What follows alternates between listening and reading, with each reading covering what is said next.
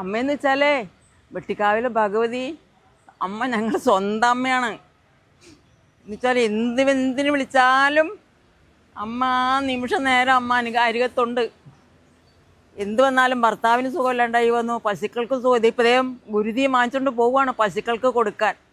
2-3 ദിവസം കൊണ്ടുപോയി അടുപ്പിച്ച് കൊടുക്കുമ്പോൾ നമ്മുടെ അസുഖേ മാറി. തിരുമേനോട് പറയും എൻ്റെ പശുവിന് ഇങ്ങനെ പാടില്ല, ആ ഗുരുതി കൊണ്ട് കൊടുത്തോളൂ കേട്ടോ എന്നാൽ അവിടെ നിന്ന് പറയും ഞങ്ങളുടെ സ്വന്തം തറവാടാണ് അമ്മ. എന്ത് പറഞ്ഞാലും അമ്മയെന്ന് വിചാരിച്ച് പ്രാർത്ഥിച്ച് വിഷമിച്ചെങ്ങനെ ഇരിക്കുകയാണെങ്കിൽ തനിയേ എല്ലാം മാറിപ്പോകുന്നത് അറിയില്ല. അമ്മ എല്ലാം കൊണ്ടും അനുഗ്രഹം തരുന്നവളാണ്. പറമ്പിൽ പാമ്പുകൾ കയറി വന്നു, ഇവിടെ വന്ന് പ്രാർത്ഥിച്ചു, എൻ്റെ അമ്മേ മലമ്പാമ്പ് എങ്ങാനും വന്ന് ചുറ്റി വിരിഞ്ഞാൽ ഇതുങ്ങൾ ഇഴഞ്ഞു വരുന്നത് കാണൂല്ലല്ലോ അമ്മ, ഇത് എന്താണമ്മ ഇത് കാണണേ. ആ ഒരു പ്രാവശ്യം ഇവിടെ ഒന്ന് പറഞ്ഞു പോയതല്ലാതെ പിന്നെ അതുങ്ങളെ ഭൂമിയിലേ കണ്ടിട്ടില്ല. അങ്ങനെ ഏറ്റവും അനുഗ്രഹമുള്ള മക്കളുടെ വണ്ടികളുണ്ട്.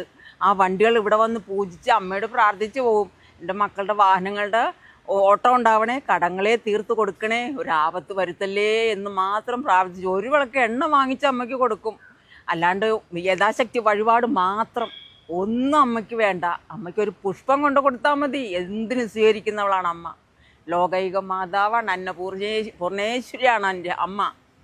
സകല ദോഷങ്ങളും അമ്മയുടെ ഒരു വാക്ക് വന്ന് പറഞ്ഞ് നമ്മളുടെ മാതാവിനോട് പറയും പോലെ വന്ന് അമ്മയുടെ നടക്കിൽ നിന്ന് പറയാം.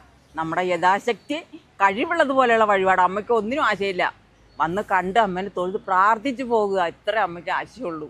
എല്ലാം അനുഗ്രഹിക്കുന്നവളാണ് അമ്മ. വെട്ടിക്കാവിലെ അമ്മ അന്നപൂർണേശ്വരി മാതാവ് എല്ലാം കൊണ്ടും അനുഗ്രഹിക്കുന്നവളാണ്.